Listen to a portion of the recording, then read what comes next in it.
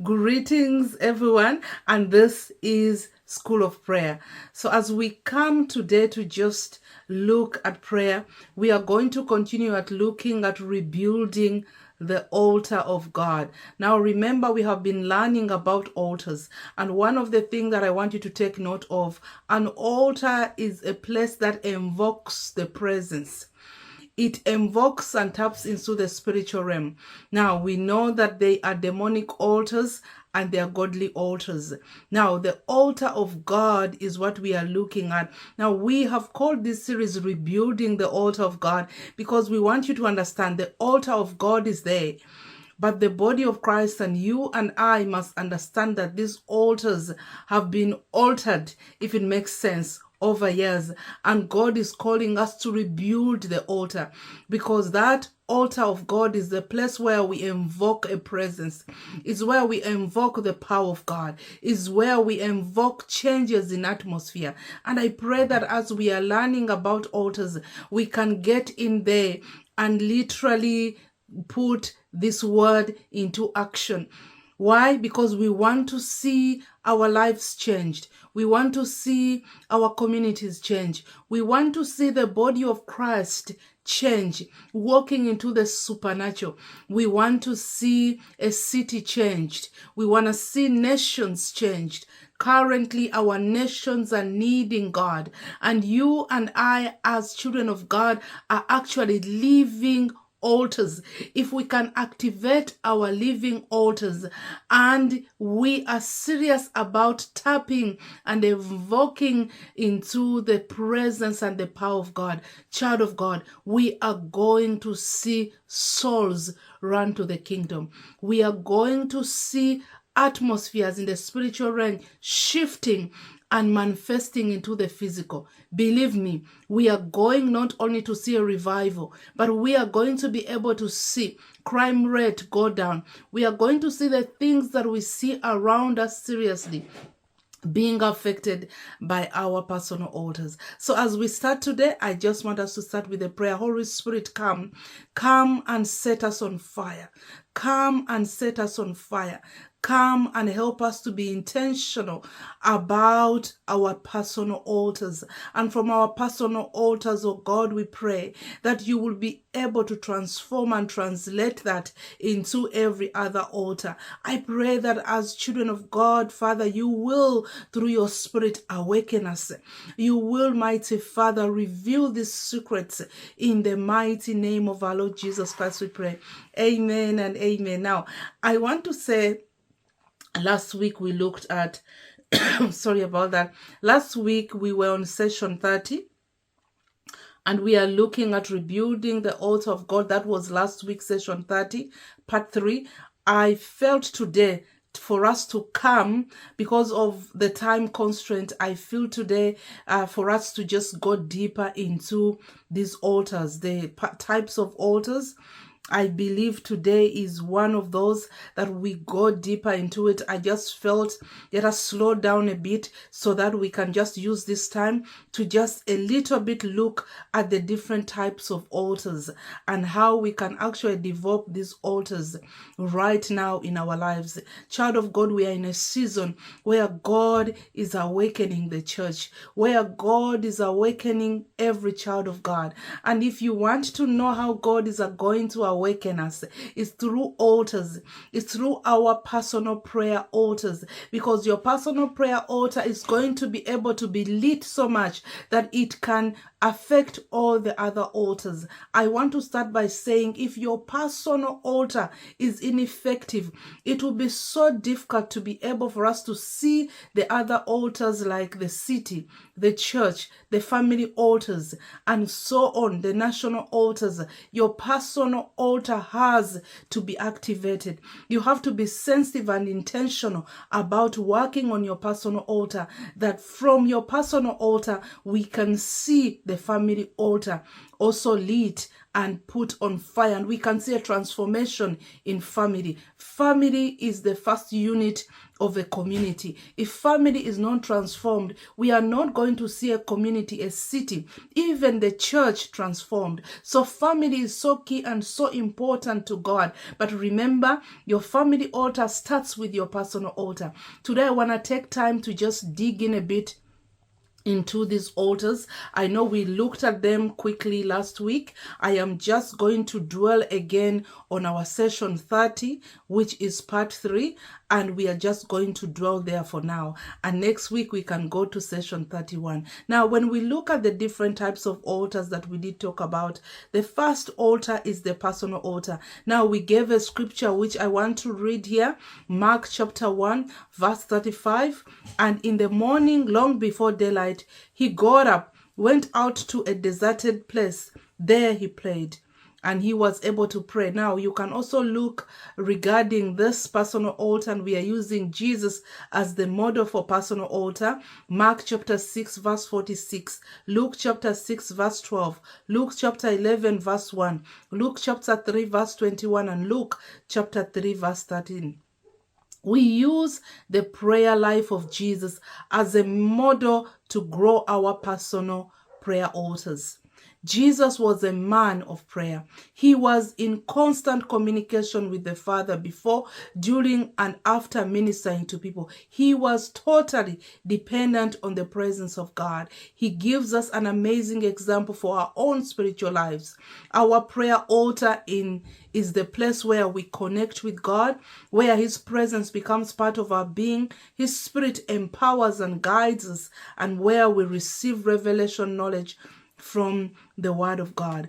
I want to start by saying, when you study the life of Jesus, we look at the supernatural happenings that were in the life of Jesus. We look at all the fivefold ministries that manifested through the life of Jesus as He ministers. We look at all the spiritual gifts. All the spiritual gifts were seen through Jesus Christ. Not only spiritual gifts, we see the fruit of the Spirit that is in Galatians also being seen in the life of Jesus. We look at the model that Jesus walked in. In other words, before all these things happened around Jesus, it started all in His personal altar, in His personal prayer.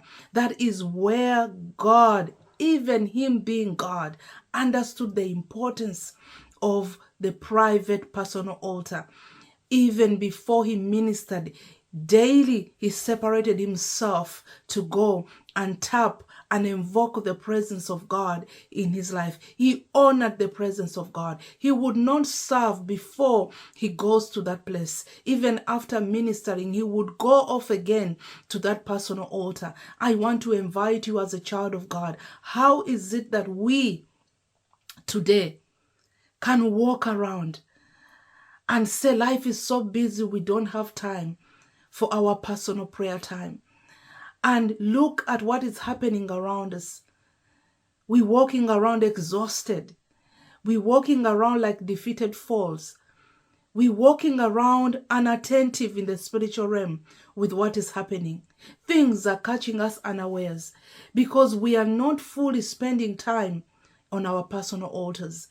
And I want to encourage us, if the Son of God, God Himself, understood the significance of this personal prayer, what about us? We are the replica of Jesus. We are following into the footsteps of Jesus. And we cannot ignore a very important part of Jesus' life, which was His personal altar prayer time. And it's so important to understand that everything that reflected in His ministry came from that place. And in that place, as a child of God, is where God deals with our character. In our personal altars, it's where He deals with our character. In that place is where God is able to reveal to us areas that can be opened for the enemy to come in to destroy our families. In that place is where God deals with our character. I don't know how to explain, but I have to re-emphasize our character. Because the fruit that we see in Galatians comes from that place. When we look outside and we see humbleness, and we see humility, and we see love, and we see peace, joy, it all comes first from that place, which is the secret place. That is where the presence of God is invoked in our life. And today I want to encourage you to be serious about your personal altar. From your personal altar is where you are able now to connect into your family altar to have victory. If your personal altar is weak, you are not going to be able to connect into the family altar. Personal altar is where you start, and the presence of God is invoked around your life. That from that place you are able to be a good mom, a godly mom. Let's change it to that. A godly dad. And you are able to be also a godly aunt or a godly, that is where it has to start. And today I want to encourage you. Now, I did talk about these pointers, which I don't want to go so deep into. Now, we are talking about how to create a private prayer altar. Find a quiet place to talk to God. Move away from business to solitude. Do this daily. Make sure whatever you do, there's no disruptions and interruptions. Schedule enough time to encounter God. You must understand God's time is not like we see the rush that we have today in our world where everything is microwave time. You have to slow down when you are in this quiet place so you can encounter God. Commune with God through scripture, worship, ask questions, be still, and listen to the voice of God without disruptions.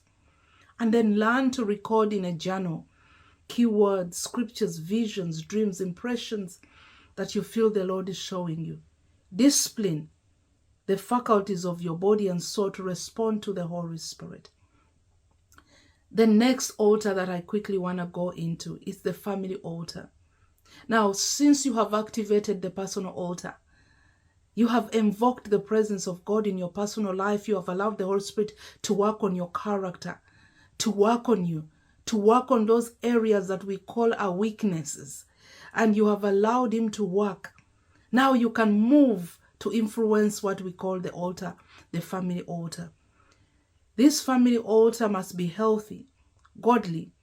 Okay, so healthy, godly praying families is the core to bring transformation to communities and nations. It is so important to understand that through this family altar is where we get to actually invoke the presence of God in our families. Every family must have a family time where they pray together. It is sad, but I want to say it is common that you go to a Christian home and they don't have a family prayer altar.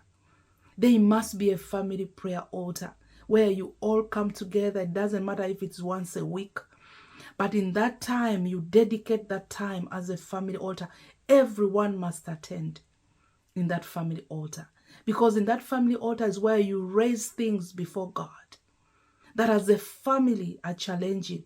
But that is also the time where you discuss the victories that God has given the family. That is the time where you go back to the monuments when the times are hard in your family prayer to remind yourself. This is what I do in our family prayer.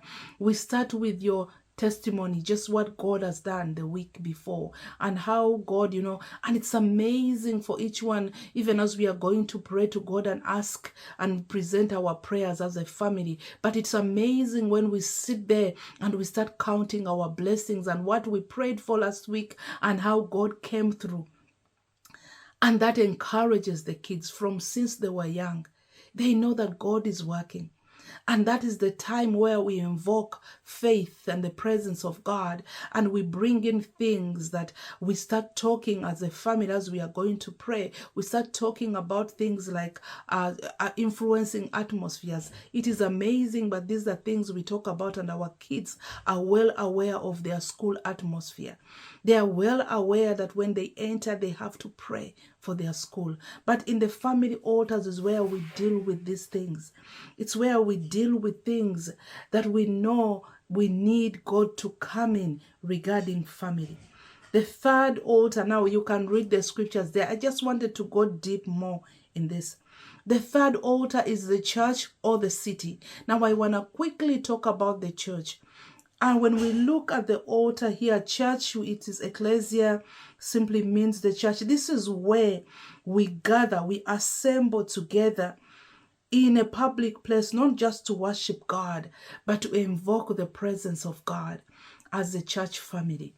As a church family, we need to have a place and a time where we all come together, and that time is just dedicated to prayer. To pray, and it is not for us to just come and do everything else, but every church family needs an altar where they come, and it is just dedicated to be an altar of prayer. I mean, it can be a place of praise and worship, the word, but it is dedicated for prayer. And then the city prayer.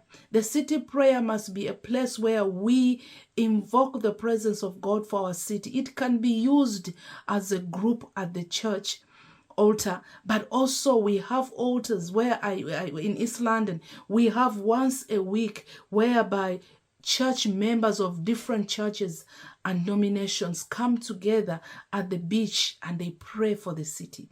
We have so many similar meetings around the city, and I know even in your city probably you have this. So child of God, don't distance yourself from such meetings.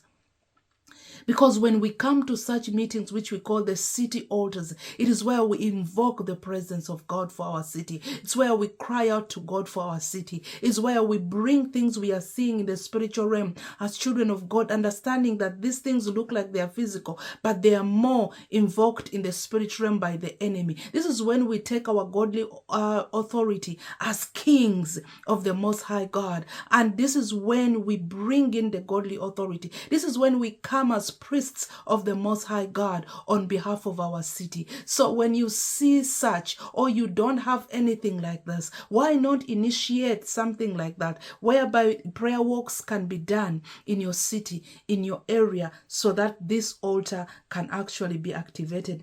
And the last altar that we are able to look at, that I want to finish with, is the national altar. As a nation, it is so important that every nation has an altar, or altars around the nation, that people can come together of the same nation and pray for a nation. And children of God, these altars are what we have been seeing on this network for Dr. Arthur, whereby calls have been made. Let's come and pray for our nation. Let me tell you something. You who is watching me here, if you have been on this network, you have seen what national prayer can do. I cannot say we are the only network that has been praying. I believe there are so many other people who have come together outside of Dr. Arthur's network around South Africa and have been praying for the nation of South Africa. But that is the most amazing thing. So as we come, all of us in different areas, and lift up our nation before God, and we put our nation and just lift it and pray for it, God moves. And this is what they call a national altar. Why not come up with one day a month where we all just come and pray for our nation? I know we do it every week, and it is done here every week. On Tuesday, you are going to see it today at 7:30. We come and pray together as a nation.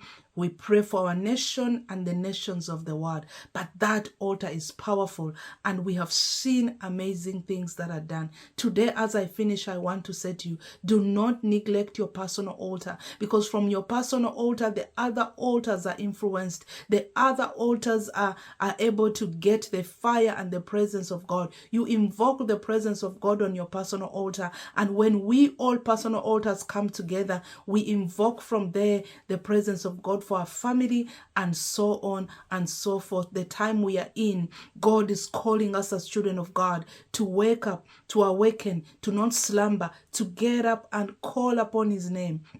And we shall change atmospheres, and our nation and the nations of the world will surely see the hand of God. It is not all done, child of God. Let us stand and pray. God is faithful, but he's waiting for a man and a woman who can stand in the gap. I pray that you are that one. God bless you.